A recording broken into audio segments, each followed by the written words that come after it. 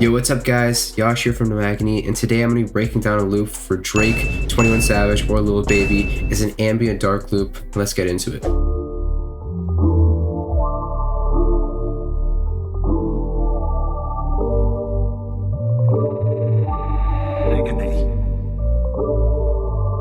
So that loop in total took me about an hour and a half to make, and I'm going to show you exactly why. Let's go down to the first part. So the first thing that I added was this contact piano from the bank More Pure, and it's called Yesterday.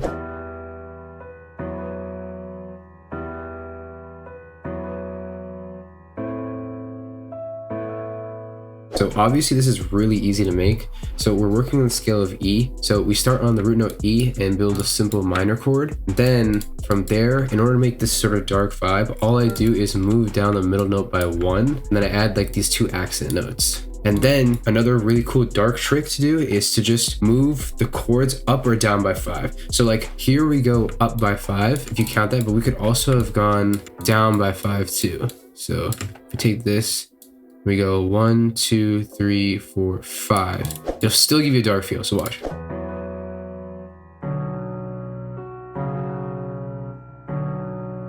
But the reason why I personally went up 5 instead of down 5 is just because I feel like a lot more people go down by 5, and also I feel like if I went too low, it would mess up the frequencies in the mix, so I wanted to go up. The only effects that I added was a basic reverb to that. The next sound that I added was from a Nami one-shot kit.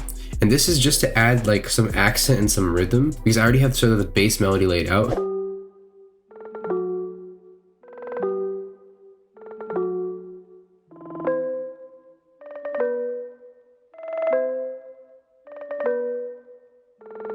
All I really do is I'm playing by ear. So I started to lay out like this G and then this F sharp and this alternating pattern and then eventually like a transition note.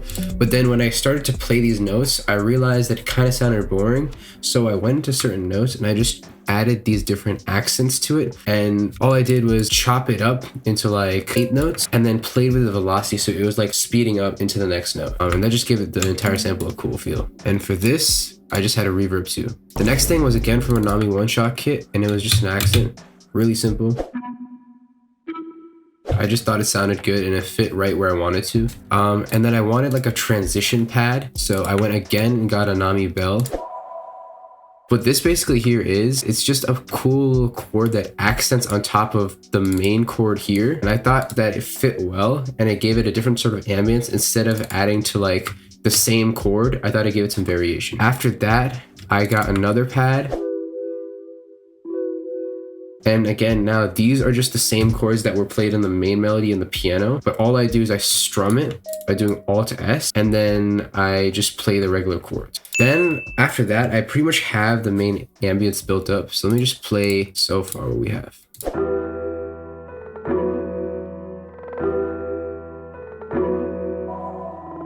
It sounds pretty cool, right? But it's not giving that wow factor. So that wow factor really comes from like these extra sort of small little like perks and accents and just different cool things that you would find just looking through different one-shot kits. I'm not sure exactly where I got this one from. I think it's from like a YouTube kit.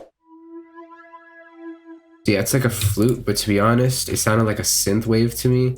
Again, I just thought it sounded cool. And then I got this mallet from KBZ's one-shot kit. And then what I did was I just reversed it and then chopped it up to the sections that I thought were cool.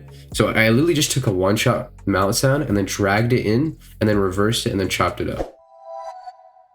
And then after that, this is also another one-shot from like a YouTube kit. I really like the sound. It just adds like almost like a neon pad effect. The placement I think is really key, because instead of having it at the end or the beginning where you'd normally expect it to, it sort of comes in halfway. And then the last thing I added was like this accent, but all I did was take this sound and output it as an audio wave and then chop it up and reverse it. So it's just this and then put into an audio file and then reversed. And then the last thing I added was this sub bass.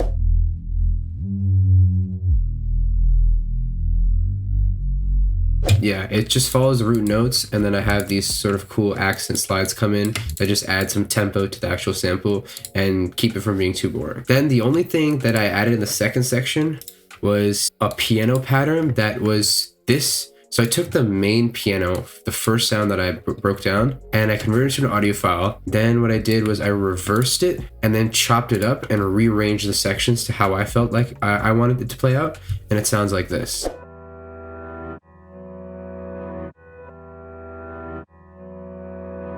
So it's just the first sound but reversed. And then the reason why I have it in audio is so I can make like certain cut sections. So like I have it on smooth so it doesn't like bleed into the next notes. And yeah, that's pretty much it. So after that, all I do is I just put it out into an MP3 and then put it down by one. Then finally, what I do is I put a stereo enhancer to make the sample a little bit wider. And then I add a soft clipper to make sure that nothing's clipping in terms of like bass or the sub bass. And yeah, that's pretty much it. So let me just play the final sample.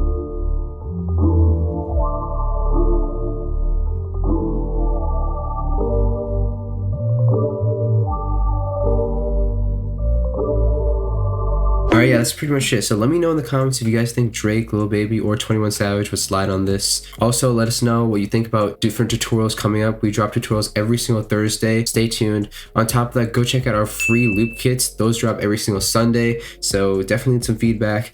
Subscribe and give us a thumbs up. And I'll see you guys later. Peace.